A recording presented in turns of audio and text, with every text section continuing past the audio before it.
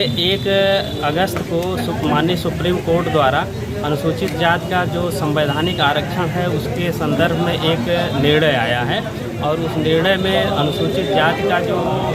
आरक्षण है उसको बांटने का निर्णय दिया गया है, उसमें वर्गीकरण करने का निर्णय दिया गया है। उसके खिलाफ हम सभी लोग जो है माननीय महामहिम राष्ट्रपति भारत सरकार को आदरणीय जिलाधिकारी के माध्यम से ज्ञापन देंगे,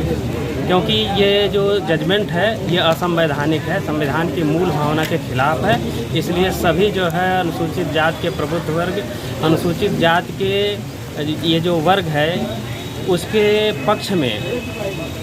ये ज्ञापन दे रहे हैं कि कहीं उनका अहित ना हो इस निर्णय की वजह से। क्या मांग है आप लोगों की इसमें? देखिए, सुप्रीम कोर्ट ने जो है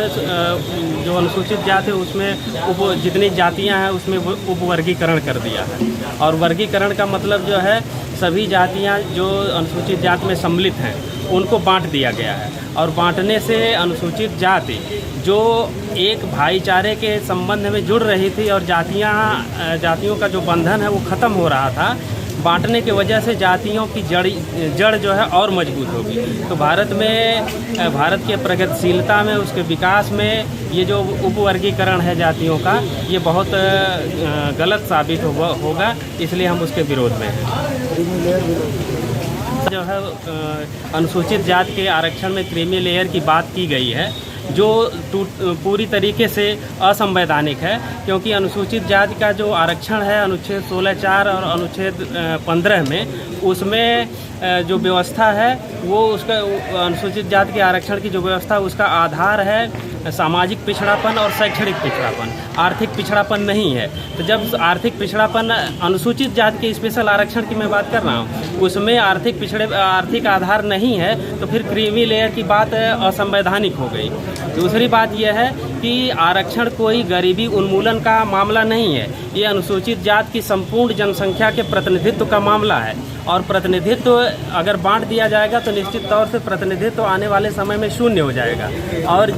जिनके पक्ष में बांटने की बात हो रही है वो हमारे भाई हैं, हमारे ही क्लास के हैं, हम सभी लोग एक ही समरूप हैं, लेकिन सुप्रीम कोर्ट ने कह दिया कि जो है ये समरूप नहीं है, ये टोटल गलत है। मैं आप सभी को बताऊं कि जिस समय भारतीय संविधान सभा में अनुसूचित जाति का वर्गीकरण किया जा रहा था उस समय अनुसूचित जाति में जितनी भी जातियां थीं वो सभी समान विशेषता धारित करती थी, होमोजीनस थी और इसी वजह से संविधान सभा ने उनको वर्गीकृत करके अनुसूचित जाति में रखा। और उससे पहले 17 अगस्त 1932 में भी जो अनुसूचित जाति को क्रिमिनल राइट्स मिला, वहाँ भी 1940 में जो वायसराय की जो काउंसिल में बाबा साहब डॉक्टर अम्बेडकर सदस्य थे उस समय जो आरक्षण दिया गया वहाँ भी तमाम जगह जो है ये जितनी भी जातियाँ अनुसूचित जाति में हैं ये सभी समरूप थी, होमोजीनियस थी। लेकिन इस सुप्रीम कोर्ट ने ऐसा कह दिया कि ये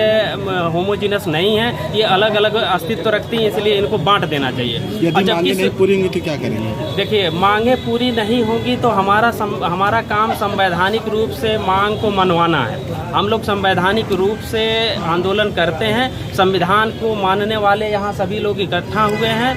संवैधानिक तरीके से अपनी मांग को रखेंगे। असंवैधानिक न हमने कभी किया है न करेंगे और जो भी असंवैधानिक होगा चाहे सुप्रीम कोर्ट के द्वारा हो चाहे कार्यपालिका के द्वारा हो, किसी के द्वारा हम उसका विरोध करेंगे और जो भी आगे जैसा भी आंदोलन होगा उसका हम लोग संवैधानिक आंदोलन का सपोर्ट करेंगे। असंवैधानिक आंदोलन से हमसे कोई मतलब नहीं।